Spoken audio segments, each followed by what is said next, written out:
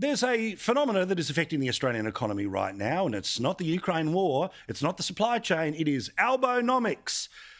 And how's that going right now for you? Now, of course, we know that particularly this has affected people who are paying off a mortgage as the Reserve Bank keeps putting up interest rates. Well, somebody's done the numbers, and guess what? $15,000 is how much the average Australian is paying on their mortgage compared to where they were 12 months ago. This was supposedly the government that was going to lower the cost of living. It was going to deliver cuts when it comes to power prices. The result of them being in power, $15,000 you had to find that you didn't have to find for your mortgage 12 months ago. And 12 months ago, a headline like this would have been ludicrous. But here we are, and here it is even in the ABC today, where young people are moving back home, not just to save money for themselves, but to help mum and dad with the cost of living. In the past 12 months, guess what's happened for anyone who's trying to find a rental place? They're paying way more for them, even the people who do have one. Because apparently 40% of tenants in the past 12 months, this is albonomics at work, have copped a double-digit rent increase. And of course, Grim Jim, the treasurer who pretends that as long as he just says it's difficult and he can feel your pain and thoughts and prayers, will all be enough. Well, the reality here is that a lot more people are going to lose their job. His very own budget suggested that unemployment in the next 12 to 24 months will go up by more than 1%. That will result in at least 140,000 people losing their jobs.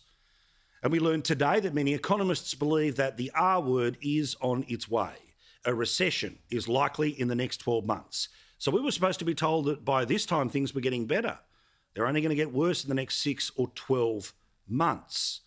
But there's one area of the Australian economy that has already experienced 6 months of going backwards, and ironically, it's the one that is charging more than it's ever charged before for the most basic things like bread, food, clothing and shoes.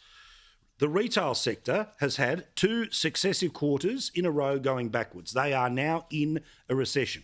The small businesses that are in it, the franchises, the retailers, they are hurting more than ever.